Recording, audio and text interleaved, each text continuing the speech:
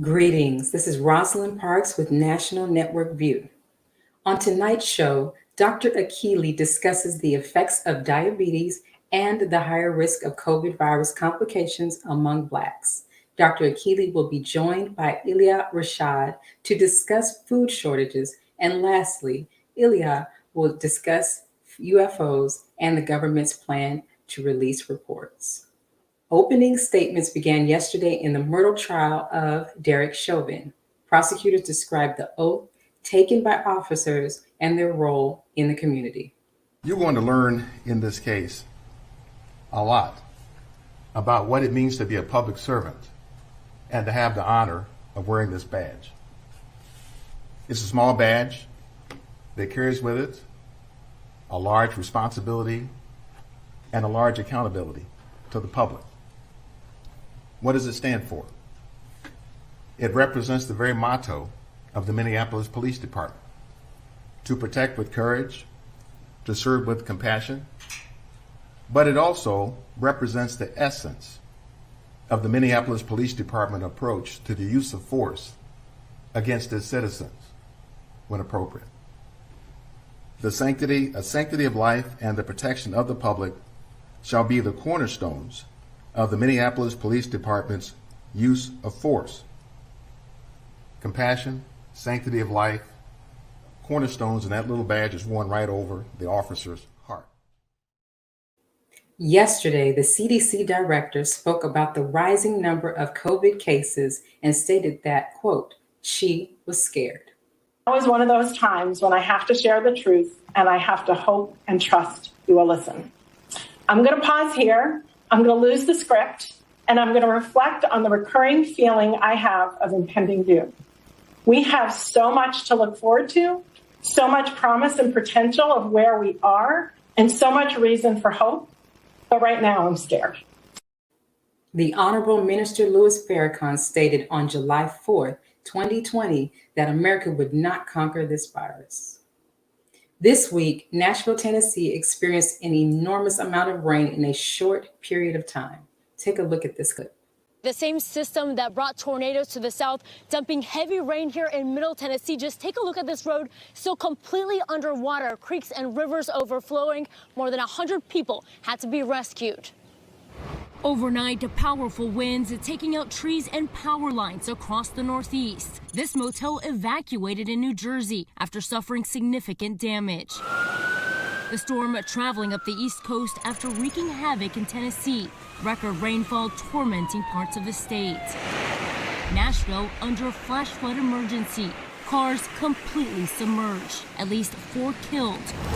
More than 130 people rescued from the floodwaters. This morning, many roads now impassable, buckling from the storm. Nashville received more than 7 inches of rain over the past 48 hours.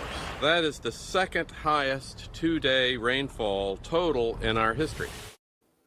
We have been warned to watch the weather and the calamities that are to come. The minister recently spoke about the influence that celebrities have on us to take the vaccine. When I tell you don't take the vaccine, television comes on. Radio comes on. My wonderful artists and sports figures come on, showing us their courage to take the vaccine. Some of you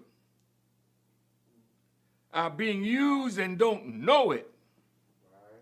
Your fame, your celebrity, your influence, your money.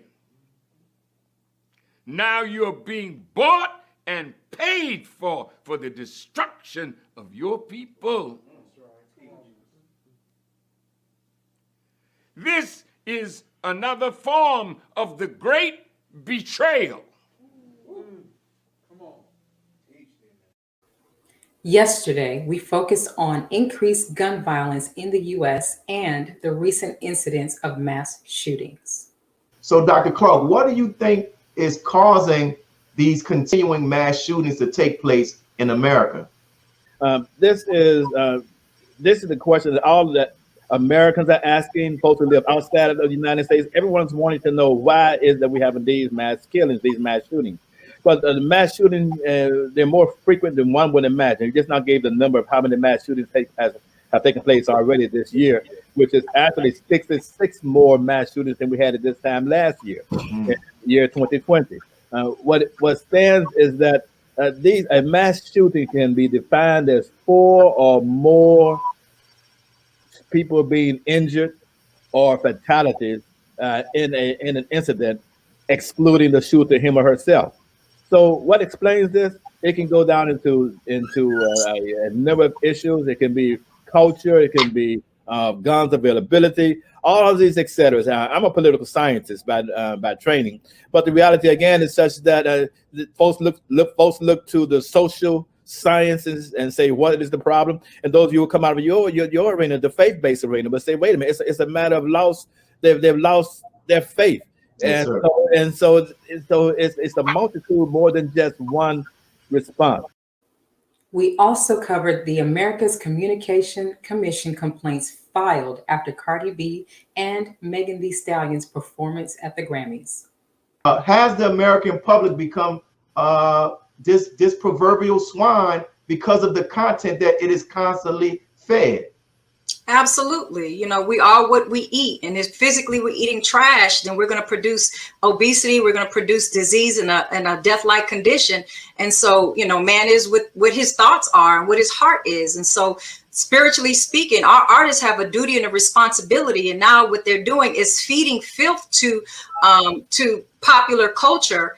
And so what's going to be produced? We're talking about mass shootings earlier, but there's a consequence of this type of behavior, not just financially, but we're talking about the degradation and the devaluing of the social fabric.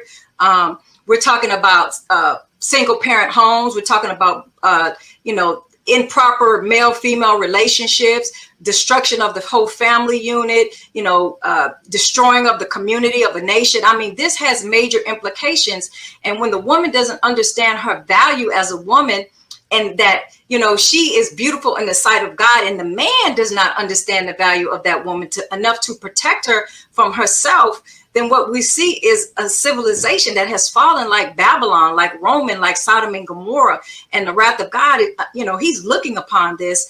But if we understood and we adhere to see, spiritually speaking, because we're not just talking about physical or money or material, but it has a whole big implication. So we got to pay attention to that. Our NNV contributor, David Muhammad of Trinidad and Tobago, provided us with an international update from the Caribbean. So we are doing our best to put information out there into the public space about the issue regarding trustworthiness, including the 1996 Kano, Nigeria Pfizer vaccine issue, where the government of Nigeria sued Pfizer for $8 billion. And Pfizer got away with paying $175 million to members of family, to the 200 children that they experimented on. So in Caribbean, there's a lot of politics over this. You keep hearing rumors about certain business agencies, private firms and corporations that have access to distributing vaccines. And then we're hearing also on the other side of vaccines being offered by China and India. India have already given, I think, close to 500,000 vaccines to different Caribbean countries. And then the government and then the opposition get entangled in these back and forth debates over the sincerity in the positions that they take. So there's a lot of politics involved, but we're doing our best to keep the information out there in the public space. On Friday, we spoke with Dr. Abdul Halim about the recent meeting between America and China and their relationship. China in and of itself has its own domestic and international policy, and so does America. And they may clash, and its two truths may not be mutually exclusive. So as America accuses China of abusing human rights and mistreating the Muslim population there, And then the Chinese turn around and accuse them of mistreating black people and probably Native Americans and diminishing its own democracy, as we've seen in the Georgia laws and the 43 states that are passing these voter suppression laws. These are two truths, but they're not mutually exclusive. So they're both guilty, and they both should be warned from the voice of God in our midst, the Honorable Minister Louis Farrakhan, the Messiah, that they're both in trouble and they need to humble themselves lest they face the calamities that God has in store for them. We also spoke with Charles Muhammad about the push for a plant-based diet. Well, tell us what's behind the propaganda and the push for a plant-based diet.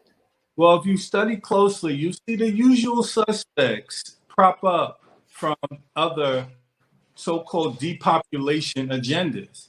And there's a lot of money being put into these fake meat companies to put out these products to the general population. There's a worldwide push.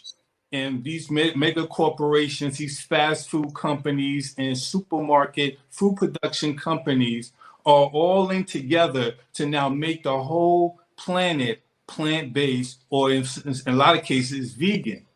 So we believe that it is part of an agenda that these foods are not very healthy and they will deplete the immune systems of many of the people who eat them.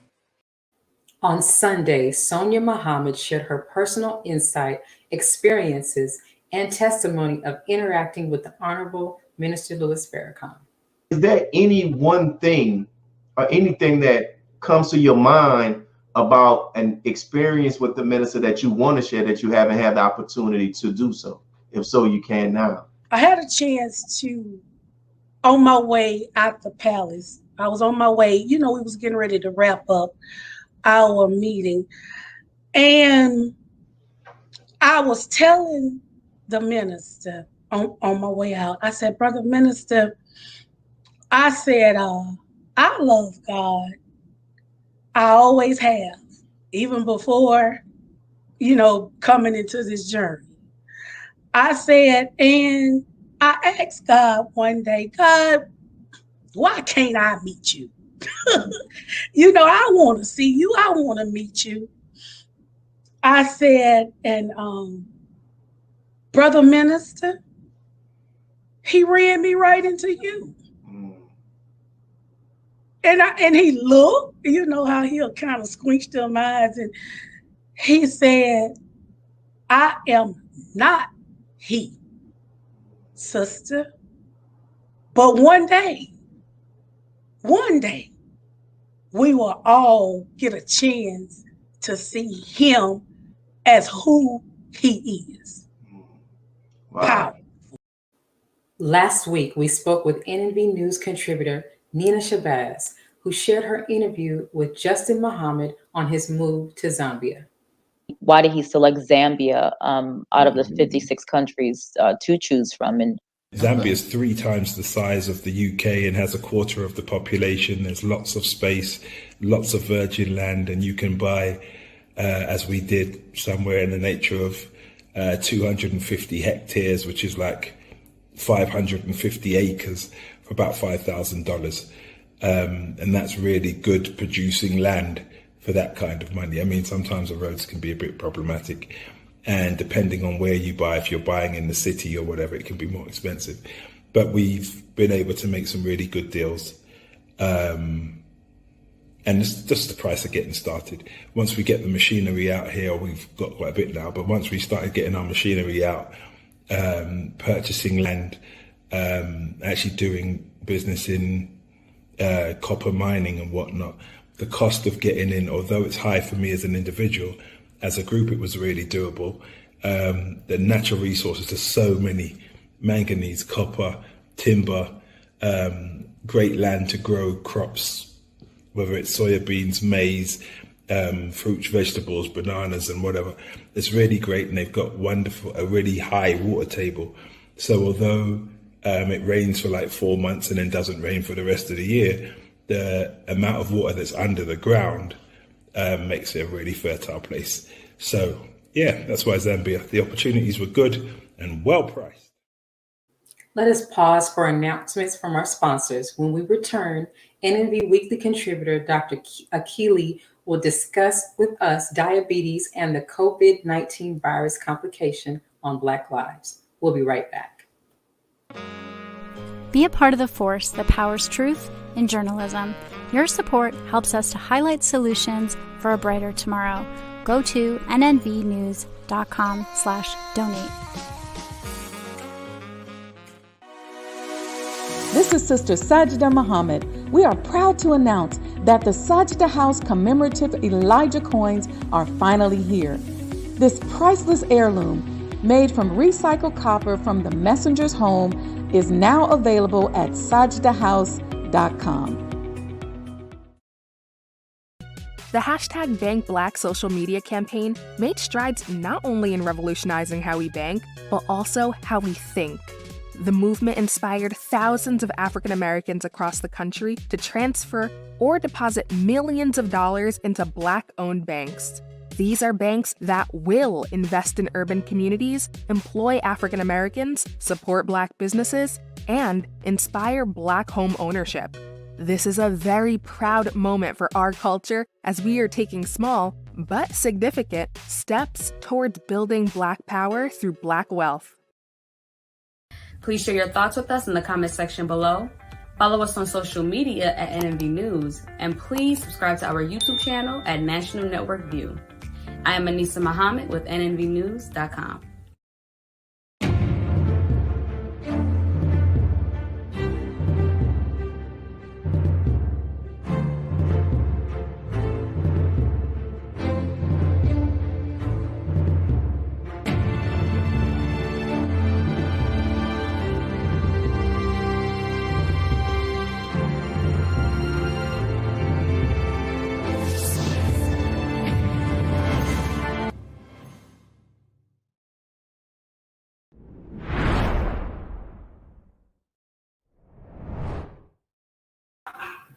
People with diabetes are at higher risk of COVID virus complications. Black men and women are more likely to die of diabetes-associated health problems. Here's a statement on page 159 of book 2. He says, if you are a sugar diabetic, stay away from sugar, for sugar will make you a diabetic and you will never know that you have it until you indulge in too much sugar and starchy foods.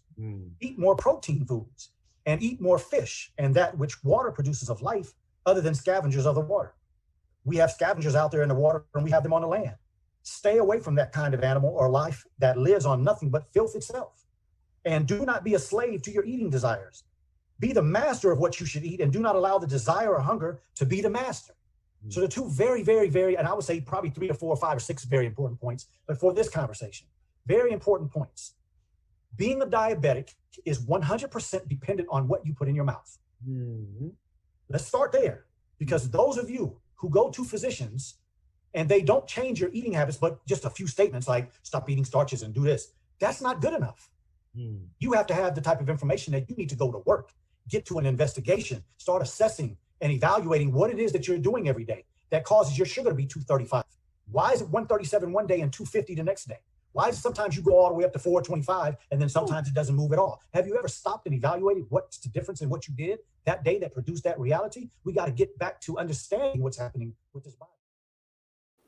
Joining us to discuss this is holistic physician, Dr. Akili Muhammad. Greetings, sir. Yes, ma'am. How are you this evening? Good. How are you? Doing wonderful. Thank you. Good. For our audience who may not know what diabetes is, what is it? Well, simply put, diabetes is a problem of the body being overworked and being overburdened. And the average American and average person in a lot of parts of the world where diabetes is prevalent do sedentary jobs. So you're sitting most of the day and the amount of food that you're taking in is overworking the body, is too much for the body. That's why you gain weight. And just to use a quick analogy, it would be like a parent, mother or father, with 4 or 5 or 6 children, and all of them inundate you with a question all at once. Or like a car that you buy, it has a tow limit, and you exceed that tow limit in a car or a truck by putting too much in it and towing too much behind it.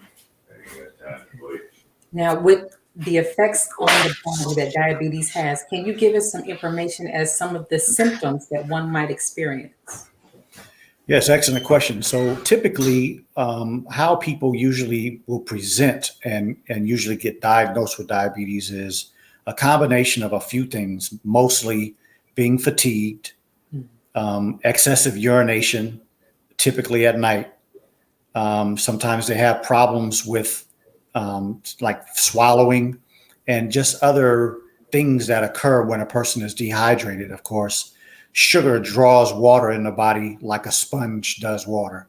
And so when your sugar is high, it's being pulled out of the tissues, urinate a lot of water into the toilet. And so the body winds up being dehydrated and not able to function as it should. Of course, the body is 75% water. So it just makes sense that if you drain water out of the body and the body is no longer in that percentage that it should be, then things start to go south. Now, with dehydration, how does diabetes affect the immune system? Yeah, so absolutely. That's an excellent question. Of course, very appropriate to our time that we're living in now, with everybody hearing about preconditions in this COVID infection. And diabetes is, of course, the one that most people are worried about. So when you have high sugars running around in the body, it's doing a lot of damage to small blood vessels and small nerves. Those are the two, I would say, aspects of the human body that keep everything alive: small blood vessels and small nerves. Those are being damaged by diabetes and those high sugar levels. And so that's why typically you'll have a diabetic, after having it for years, they will lose their eyesight. They start having kidney problems. Sometimes they get cold extremities and may have their feet, toes, legs amputated. And so diabetes destroys the body in so many different ways. And at the same time as doing it to those tissues, it's doing it to the blood and the immune cells. And then on top of that, you have the extra sugar that's running around in the body that also feeds infections. And so if you have a viral infection or a bacterial infection, they need sugar as well. And so when you have high amounts of sugar rolling around in the body, it feeds an infection and causes an infection to grow quickly and take effect over that body pretty quickly. And so that is the main reason. There are many others that we could go in depth, but those are the main reasons why it affects the immune system greatly. Okay. How would one who currently has diabetes address it during this pandemic? You know, that's a applicable question, right? I think the greatest response is that all of you who have diabetes know you should be doing something different. You know there's certain foods you should not eat. You know there's certain things that you should not do. Please get starting on those, because to have yourself in a bad state of diabetes during a time like we're living in, it's really putting you at a very high risk. And so staying away from starchy foods, high sugary foods, potatoes, bread, rice, and especially the white varieties of those: white bread, white rice, white sugar, white flour. Those have been extracted, bleached. That's why they're white. That's not the natural color from when they come from the earth. And so those foods are not only difficult for the body to process, but they have been devoid of all nutrients. So it's empty calories that you're putting in the body.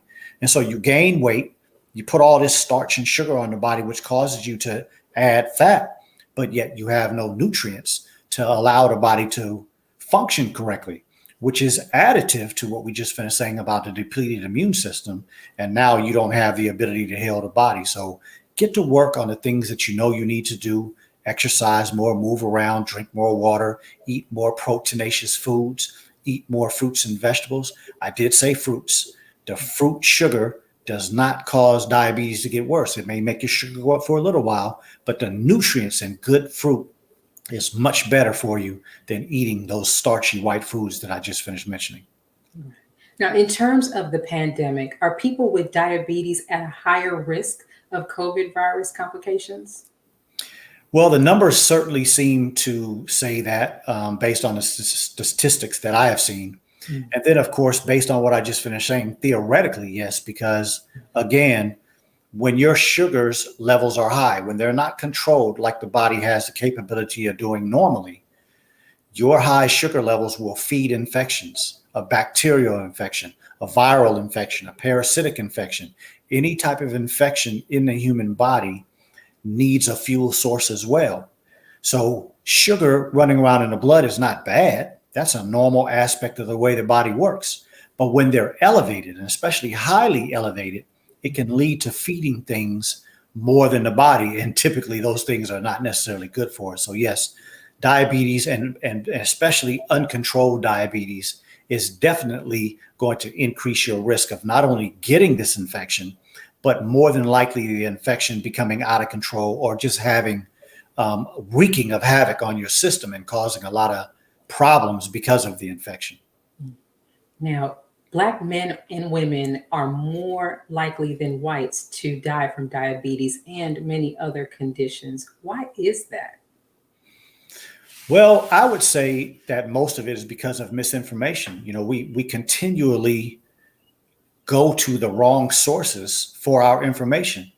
And I'll just pose an idea to anybody here. How many of you had a grandmother, a mother, an auntie, an uncle, some family member that had diabetes when you were a small child, and then you see that person die when you get older and they still have diabetes? They're still taking medication for that diabetes. Obviously, the medical community of this country is not interested in helping people heal. So it's time for us as a people, a very ignorant people, and then we go get our information from sources that have never proven that it's a good source of information. So my suggestion would be start to think through what you do. And then I can't go by without saying that book behind me, How to Eat to Live by the Honorable Elijah Muhammad, speaks about solving diabetes without medication. And so I think that's a very, very, probably something that most people we reject at first, but it's something that we should really think of. If your body went without diabetic medications for many, many, many, many years, why all of a sudden do you have to be dependent on them? Changing your lifestyle, doing some things differently could pose the answer to your problems. Unfortunately, I think the way that we as Black people were treated in slavery and the way that we still have that syndrome affecting us today, we tend to reject information that doesn't come from our open enemy. That's correct. Now, one more question before we take a minute for our sponsors. Yes, ma'am. Should I take the vaccine if I have a pre-existing condition of diabetes? I would say absolutely not. There isn't, let me first say that for all of the vaccines that are now available in the United States, I sat and listened to the emergency use authorization program that goes from like 9 in the morning till 5 in the evening. I listened to every one of them. I listened to the presentation of the companies that were, the presentation from the companies that were offering the vaccine. And I listened to all of the so-called experts and doctors from around the country that were doing the investigation of these vaccines. And I did not hear one so-called expert or one doctor that was satisfied with the safety profile of these vaccines. And so when you see a doctor promoting that this vaccine is safe, promoting that this vaccine is good for us, there is no information to support that claim.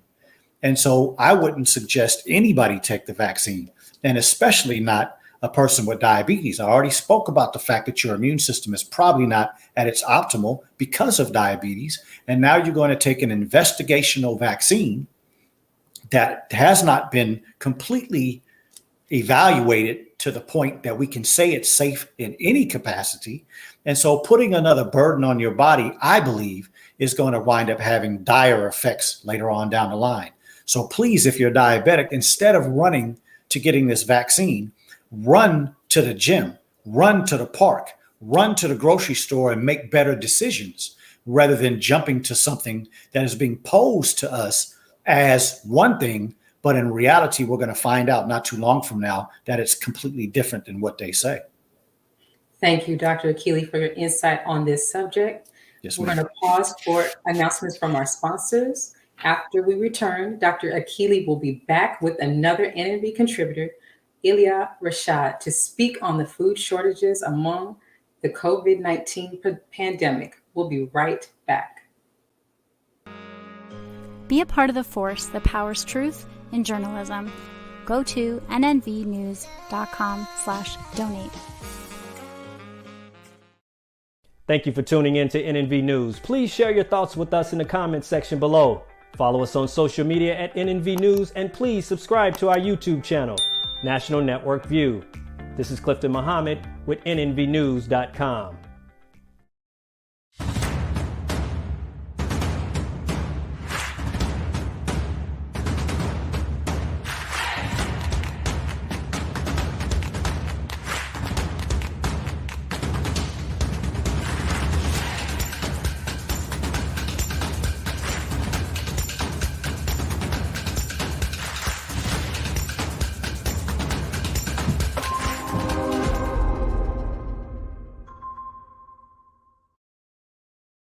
Worldwide, 24 hours a day, 7 days a week. Download the Final Call Radio app and take us everywhere. On your phone, on your computer, on your tablet, on Instagram, Facebook, and Twitter. You can also log on to finalcall.com and click the Listen Live button, or finalcallradio.com. Final Call Radio, the official voice of the Honorable Minister Louis Farrakhan and the Nation of Islam. This is Sister Sajda Muhammad. We are proud to announce that the Sajda House commemorative Elijah coins are finally here. As we renovate and restore the former home of the Most Honorable Elijah Muhammad, we have recycled the old copper gutters and downspouts and created a 1 ounce 39mm coin made of 100% pure copper. Each coin is professionally graded and has its own barcode and registration number. This priceless heirloom, made from recycled copper from the messenger's home, is now available at sajdahouse.com.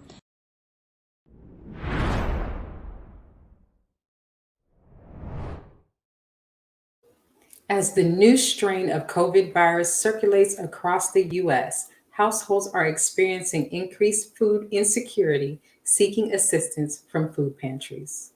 According to the U.S. Department of Agriculture, a year later, 35 million people struggled with hunger in 2019. When they close the books on 2020, the number is expected to be 50 million people. And there is this. Numbers crunched by both Northwestern University researchers and the Brookings Institute show nearly 30% of households with children are food insecure. Do you want sour cream? That translates to nearly 14 million kids. I never dreamed that we would be doing this on a regular basis. People are just in more need these days than in normal times because of the pandemic. I have a family of disabilities, and so does he. So we're trying to come together and help each other. And it's because of the COVID. The reason why we have had a decrease in income to provide for our families officially. Joining the discussion on this topic, we have NOI researcher, entrepreneur, and agriculturalist, Ilia Rashad Muhammad. Greetings, sir. Greetings. I don't know why my camera just started going off. That's fine. Sorry about that. There you are. I see you now. All right. My first question is to Dr. Akili. Welcome back, Dr. Akili. Dr. Akili, as the new strain of COVID virus circulates and infection rates rise across the U.S., households are experiencing increased food insecurity, seeking food assistance from food pantries, and filling grocery carts to the brim in a new round of panic buying and defensive purchasing. What food items and non-perishable goods should people stock up on to sustain themselves and their family during these perilous times? Yes, ma'am. So I would say, the first thing that I would suggest would be navy beans because of the nutritional value that they have and the capacity for storage. You can store them for periods of time without them spoiling. Other things that we could also consider would be, of course, canned foods, but there's a period of time that those would no longer be good. Dried fruits, seeds, sunflower seeds, pumpkin seeds, things of that nature.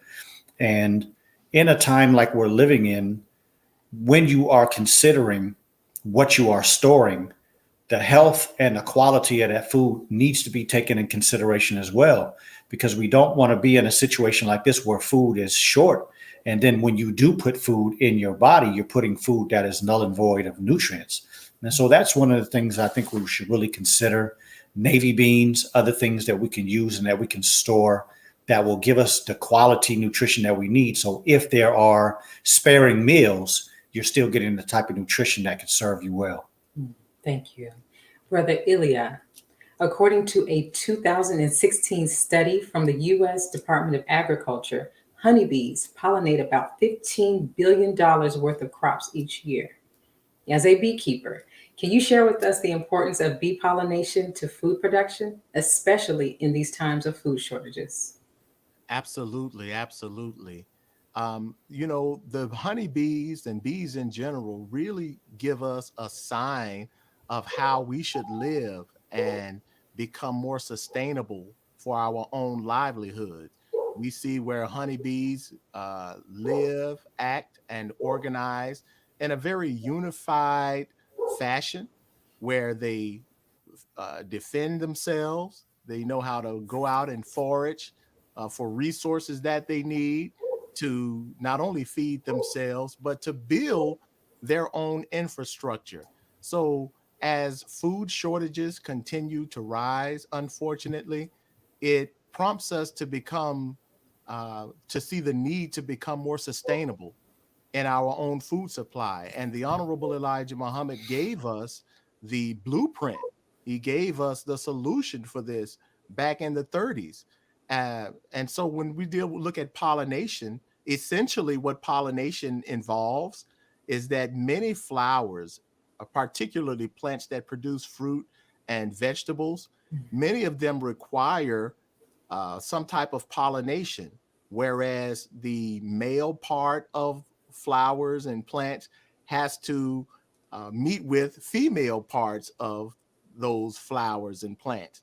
And many people like myself became surprised to know that plants actually can have male and female parts. Right. So pollination essentially is the transfer of pollen, which is typically the male parts, to female parts of plants. And sometimes it's done within the actual plant, which becomes self-pollinated.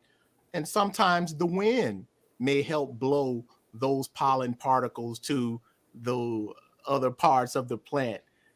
And more often, we find that certain creatures are naturally designed by the creator to become pollinators.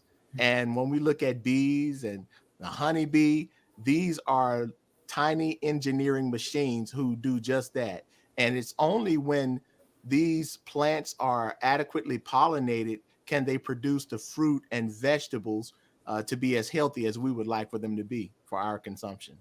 Now, Brother Ilia, many of our viewers just learned that you are, in fact, a beekeeper. And just before the break, we were speaking with Dr. Akili about diabetes. Is raw honey a natural antiseptic? And can raw honey actually aid in regulating blood sugar? I'll start with the first question first. Honey does contain, is a natural antiseptic. It has its antiviral properties, antibacterial properties. And in short, honey is basically what is made by the bees as they consume the nectar from different flowering plants. They consume that nectar and mix it with certain enzymes in their abdomen, or as the Holy Quran says, in their bellies.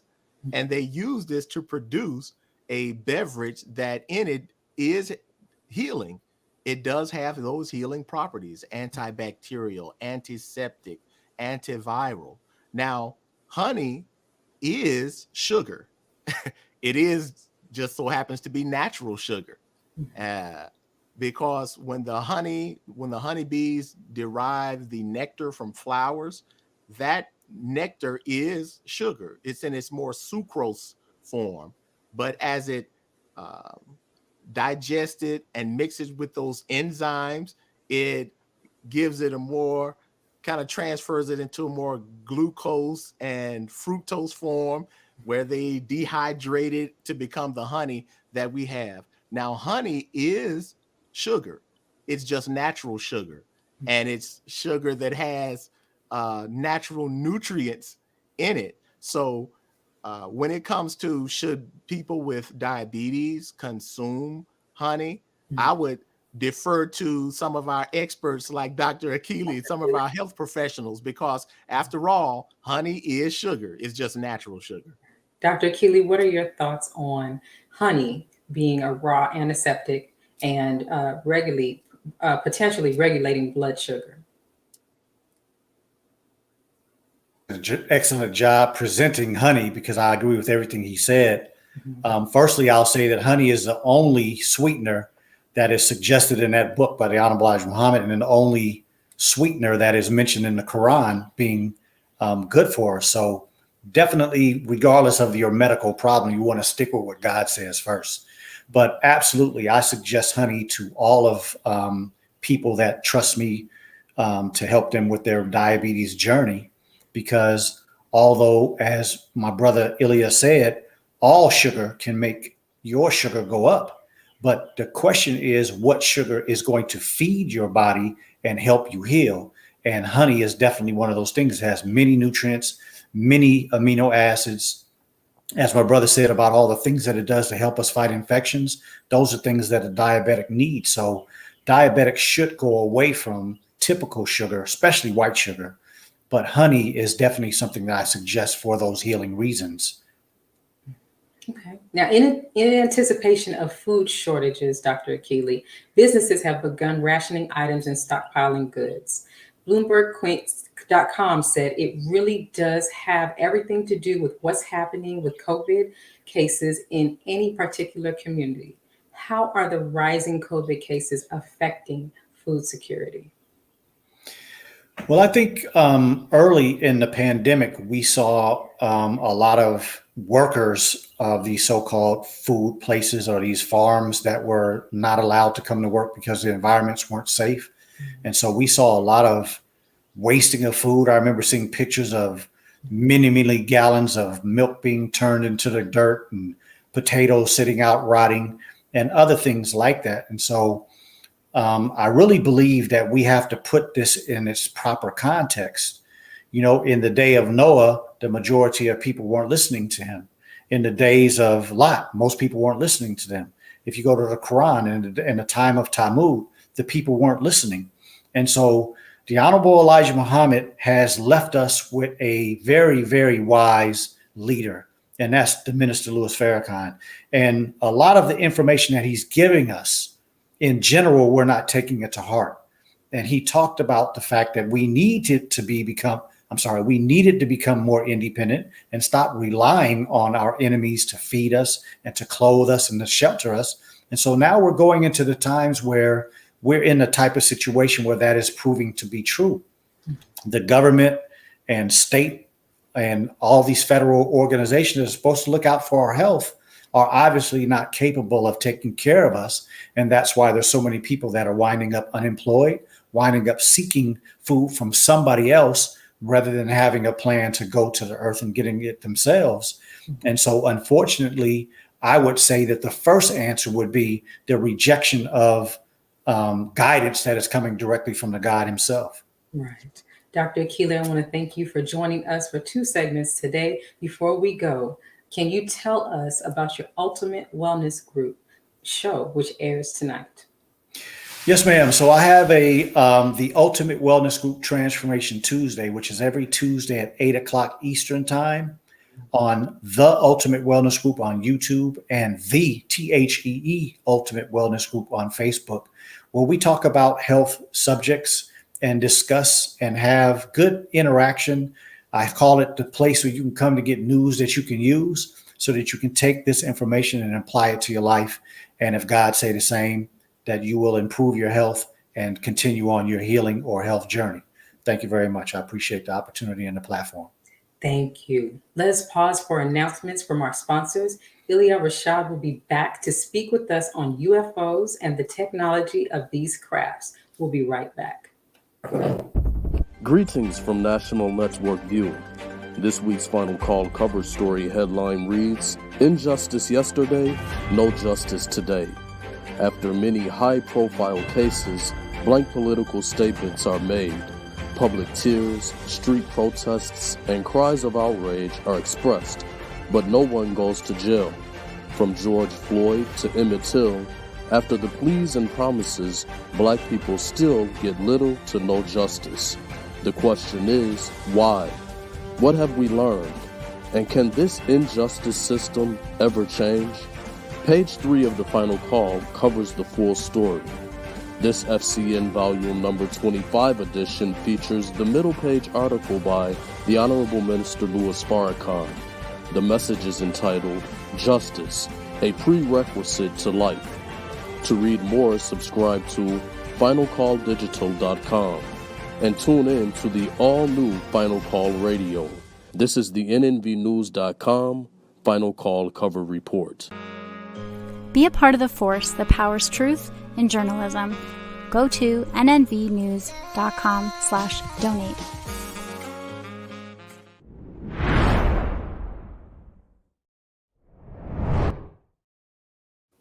News media reports of unidentified flying objects, also known as UFOs, describe it as superior technology with the ability to travel at supersonic speeds without a sonic boom. Frankly, there are a lot more sightings than have been made public. Some of those have been declassified. When we talk about sightings, we're talking about objects that have been seen by Navy or Air Force pilots or have been picked up by satellite imagery that, frankly, engage in actions that are difficult to explain, that movements that are hard to replicate, that we don't have the technology for, or traveling at speeds that exceed the sound barrier without a sonic boom. So, in short, things that we are observing that are difficult to explain. It's not just a pilot or just a satellite or some intelligence collection. Usually we have multiple sensors that are picking up these things. And so, again, some of this are just they're unexplained phenomenon. There's actually quite a few more than have been made public. So I think it'll be healthy for as much of this information to get out there as possible. To discuss more on this topic, we are bringing back Brother Ilia Rashad. Greetings, brother. Thank you. Thank you. Greetings to you, beloved. Let's get right into it. The Pentagon and government intelligence agencies announced in December that they would release a report into UFO sightings within a 180-day timeline. John Ratcliffe, former director of national intelligence, said it was in the public interest that information on UFOs is released. Do you believe the government is looking out for the best interest of the population regarding UFOs? No, I don't. And the reason I don't believe that they are looking in the best interest of the American people or the general public is because they've had certain information pertaining to these crafts, and they know, when I speak of they, I'm talking about the government officials, particularly those in the upper echelons of government, CIA, FBI, military intelligence. They have known since at least the early 40s about the reality of these crafts and what they are capable of and who represents them. And it's been a secret ever since. So I don't think that the government would all of a sudden be interested in divulging the truth to the American people. I do, however, find it very interesting that it was fall, August 4th of last year, I think that's summer, fall, of 2020, that the Defense Department made it somewhat official that they were putting together a task force so that the UFO information could become to some degree disclosed to the public. And I think it's interesting because that was literally 1 month after Minister Farrakhan's Criterion address, which was July 4th, Right. where he openly before the world called and summoned these wheels to appear. And lo and behold, within hours after his address, we found these unidentified wheel-shaped objects flying all over the place, particularly in the area where he delivered his address, the Chicago, Michigan area. And that lasted for a few days after his address, where we see these wheel-shaped crafts directly respond to their representative in the Honorable Minister Farrakhan. So I'm certain that the government is very aware of who he is and the truth about these planes. And I don't think that whatever they try to divulge to the American people, I'm very reluctant to believe that they will be truthful with it, because they haven't been truthful all these years. Right, right. Now, Disclosed.tv reported that Trump's director of national intelligence said that the U.S. has secret evidence of UFOs breaking the sound barrier without a sonic boom and performing moves humans don't have the technology for. Is it true that humans don't have this technology? Not the type of humans that are a part of this world. However, the Honorable Elijah Muhammad, as some may or may not know, was the one who introduced this reality of what people call UFOs to the modern world. This he was directly shown by his teacher, who he claims to have been taught by God in person, in the person of Master Fard Muhammad. Interesting that most of the scholars and critics leave this very important part out when they're discussing this topic, but it was Master Fard Muhammad who is responsible for these wheel-shaped crafts and the gigantic, what we call the mother wheel, the gigantic wheel-shaped craft that he literally showed physically to the Honorable Elijah Muhammad in the early 30s, and gave him the most intricate and intimate details concerning these crafts, those who pilot and control them, what they're capable of, and their overall purpose on this earth or in the world. And that purpose is to show that there is a new, more superior power that is on scene, and that is the power of God, whose presence is in the real world. Right. Now, is the government more comfortable with attributing superior technology to aliens than Black people? And why that is? Absolutely, absolutely. As you know, and we would say it in a very crude but realistic way, white folks do lie. And if there's one thing that they have consistently lied on and about, it is the Nation of Islam and the UFO phenomena, because these two realities are inherently intertwined. And it's the truth concerning these crafts and the Nation of Islam that they do not want known to the public, which is why this topic has been placed above top secret by government and military intelligence. So even though they arrested and interrogated the Nation of Islam and the Honorable Elijah Muhammad because of our relationship to these planes back in 42, ever since then, they have attempted to cover up this reality, and they've commandeered the narrative by attributing these phenomenal crafts to something otherworldly, to some type of fictitious aliens that they would make up. You know, we don't find where any aliens have ever done anything that have been interested in human affairs. No, that reality comes from right here on this earth, but it's the reality of a real God who has made his presence known on this earth. Right.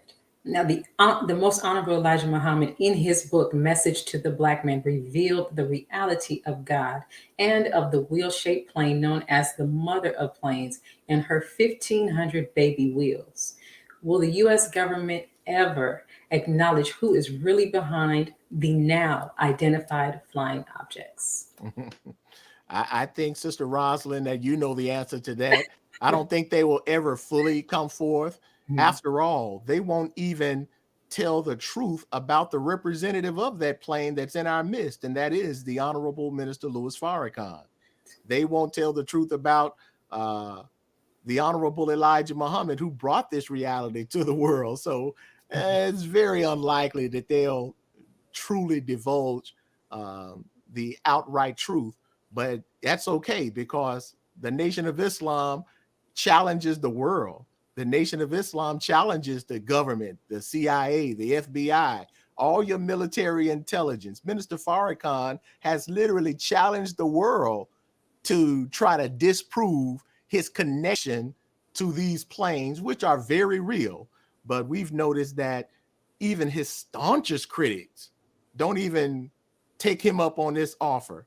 And in fact, they won't even take up his students on this offer. I've tried to, converse with scholars and journalists and so-called UFO researchers, and almost to a man or woman, they've shied away from even engaging us on this topic. And the reason is because the Nation of Islam unveils the truth and proves with empirical evidence what these planes are and who represents these planes. And that their time is almost up. So they're trying to hurry up and divulge whatever they want to divulge to try to keep the people away from the truth. Now, the Most Honorable Elijah Muhammad also taught his followers about the reality of these objects, describing them as human-driven planes that have been engineered by scientists who have knowledge of science and mathematics far beyond our understanding. Who are these scientists and how are they selected? These scientists are human beings. Let me say that first. They are not aliens from outer space or any other world or anything like that. However, these are human beings who are highly, highly groomed in the ways of science and righteousness, because they are actually taught and groomed under the tutelage of Almighty God in person himself. So quite naturally, those who come up under such order, such paradigm, would have capabilities that your average human being that you see on the street or in school or at work certainly has not tapped into yet. But these planes only give us a glimpse of the true human potential, because the fact that we see these planes, and these planes have been observed and in some cases encountered doing things that the highest intelligence of this world cannot fathom, this gives us clear evidence that there is a power, and it gives us evidence of true human potential. But these are scientists, are human beings. They are the same ones that the scriptures often refer to as angels. Angels, so we're taught, are not some apparitions in the sky or some Cupid looking people with wings on and all of that. No, these are human beings. They just so happen to be human beings of enormous capabilities and a higher intelligence than those in this world are accustomed to.